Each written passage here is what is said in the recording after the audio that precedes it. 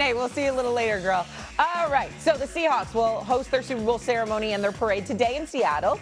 Let Sam Darnold hoist that Lombardi in front of the fans for the first time in his career. Now, despite winning the Super Bowl, the Seahawks have got to address a key departure this offseason as offensive coordinator Clint Kubiak took the Raiders head coaching job. Additionally, notable free agents include Super Bowl MVP running back Kenneth Walker III. However, the Seahawks have $62.4 million in cap space. That is the fourth most in the NFL. So we now say hello to Jeff Saturday, who joins us to discuss a little bit of NFL here. Saturday, hello. What is more likely going to happen? Seattle is one and done in terms of Super Bowls, or they've now started some sort of legacy with that defense? Yeah, I think a budding dynasty. And again, it's hard to go back-to-back. So I want to make sure I'm not saying they're going to win, back-to-back Super Bowls, but they're going to be a contender for many years to come. And that's all you can really ask for in the NFL with the way that parity is in our game.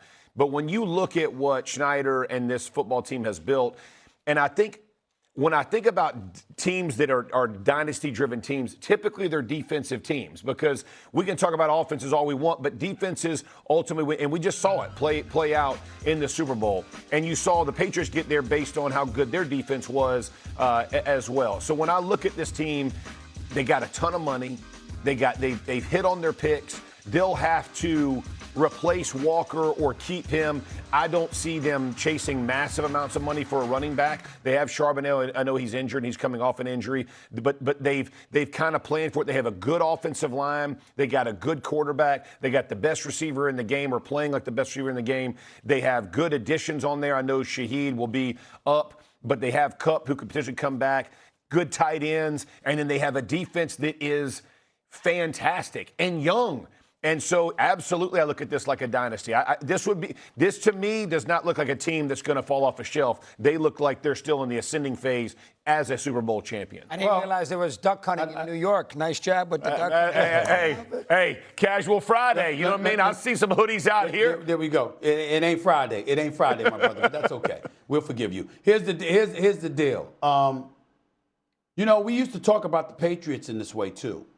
I'd like to remind everybody the Patriots went 10 years, 2004 to 2014, without winning the championship.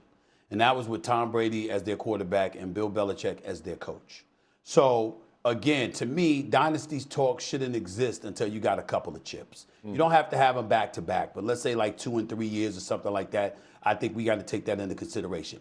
Give Seattle a lot of credit, and Schneider, he did a lot of things right. This is his second, this is the second time in the Super Bowl. He's got a Super Bowl championship. Give him a lot of credit where credit is due. This is a man that moved on from Pete Carroll. He moved on from Russell Wilson. He moved on from DK Metcalf, and they all proved to be very valuable moves. When you look at Mike McDonald, this is a star as a head coach in the National Football League. Got to give him credit. We see Sam Darnold. We ain't missing Russell Wilson. Okay, you see in Jigba, you're not missing DK Metcalf, even though I got mad love for DK Metcalf and what he brings to the table. But in Jigba is something special. If you're the Seattle Seahawks, however, you have to re-sign some of these guys. Von Witherspoon, you got to take care of that, brother. You got to extend him, Jeff. The same would go with Jackson Smith and Jigba. You got to extend him too. You can't lose those two guys. And Kenneth Walker, even though Charbonnet is that dude and he can ball, make no mistake about it, you coming off a nasty knee injury, you know how that works out for running backs in most situations. So chances are they'll need Kenneth Walker, but he's a free agent and he's going to look to get paid as a Super Bowl MVP. And damn it, he should, because he's shown himself to be incredibly capable. Plus, he had a 1,000-yard season, rushing for averaging 4.6 yards a carry. So the brother can play. You got to take care of these cats. If that's not going to be the case, then you know what? We're looking at the Los Angeles Rams in all likelihood, to take the division crown and win the NFC personally. I think we got to look at things from that standpoint and entertain that possibility. Listen, they got a great defense. They're going to be very competitive. They won 10 games last year, so they're going to be competitive. Right. But Stevie's right.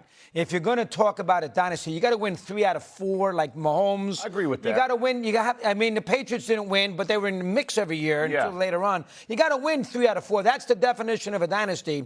And the reason why I'm going to wonder about that, this is the wrong day to do it because he's been so good.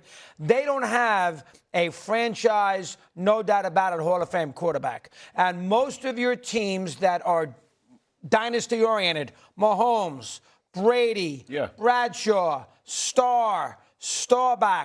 Unitas won a couple. They have that Hall of Fame quarterback, and I'm not knocking Darnold. How could you knock him? He did a great job. He was efficient there on Sunday. He was wonderful against the Rams. Everybody loves the story. But if you talk about your prototypical Hall of Fame quarterback, you're not thinking of him. Right. And you need a guy like that, to me, to talk about a dynasty like Mahomes. Okay. A dynasty type of team. But let's go back, because you're a historian and much smarter than I am on that. Brady's Super Bowls in the beginning didn't start based on his excellence. It started because they had a defense. They won championships, and they were legit and contenders 100%. every year, because I played them defenses. And there are a whole bunch of Hall of Famers on that side that should be with old rules, too. Exactly. But don't them forget dudes that. could go. So they began the whole journey of a dynasty. That's why I said budding, right? Like, it's not, and I want to use that.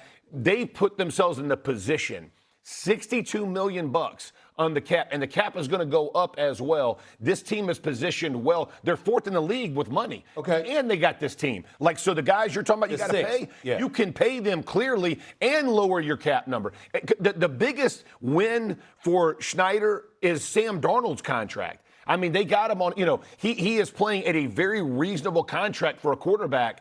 And he's playing to that level. So as long as guys are playing to the level of their contract, it's not like they're paying him like a Hall of Famer. They're paying him in line with what his ability was, and they won the Super Bowl on it. That's why I like where they're positioned. Well, a couple of things. They got their $62 million in effective cap space. That's sixth in the league. We know that. They got to address issues at the right guard spot, along at the center spot as well. So we know that in terms of their offensive line. You also got a number 2 receiver in Rashid Shaheed that you got to take care of. You got to make sure you resign him, because not only is he a secondary option, a number 2 wide receiver, but he's also a Pro Bowl kick returner. So again, the dual threat that he provides you can't ignore that. You got guys like Kobe Bryant, Rick Woolen, and obviously Walker that you got to take care of as well. I'm just looking at it from the standpoint that you got a few dudes that you want to take care of, including I talked about extending Jigba and taking care of Witherspoon as well. Those are a lot of dudes to take care of. Obviously, you've got some money to be able to do some things. So Seattle is not going to nosedive. They're not going to fall off a cliff or anything like that. But it's possible that they might lose a couple of pieces. Sure. And if that happens, that's a big deal. That's a big deal when you talk about chemistry and consider how tight the NFC West was. You got San Francisco and LA within that division. Let's not forget that. I mean, it's not like they ran away. I mean, the NFC Championship game, as I said, was the Super Bowl. I said that before the game was played. Yeah. Those were the winner of that game was winning the Super Bowl. And we all know how tight of a game that was. When they played in the regular season, the outcome was 38-37 in Seattle. There isn't anybody here that doesn't believe that if Seattle hadn't secured home field advantage and they had to go to LA to play, that it's likely the Rams would have been in the Super Bowl instead of Seattle. That 12th man is no joke in Seattle. So we understand all of that. All of those things are things you got to take into consideration when you're looking at them moving forward, wondering and pondering what kind of future they're going to have from a dynastic standpoint. Jury is still out on that. Yeah, I was going to bring up the division, too, because, I mean, look, this is a division that's not going anywhere. In the Rams and the Niners, when you look at what Brady and the Patriots were able to do, or even Mahomes, I mean, their division sucked, for lack of a better word, for the majority of these runs, right, for a number of years. So